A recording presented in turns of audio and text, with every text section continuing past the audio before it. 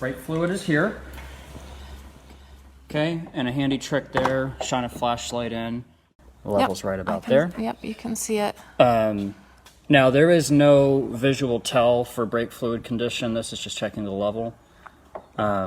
This is actually a pretty nice color here. If you check this and it looks as dark as engine oil, then the odds are it's pretty severely deteriorated. And what that means is its own conversation. Please don't pull the cap to check it.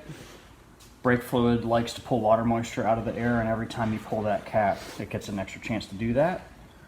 Why that matters is its own conversation. The other thing, if you pull the cap off, is sometimes they accumulate dirt and dust around them, and you pull the cap and you'll get debris falling down in there.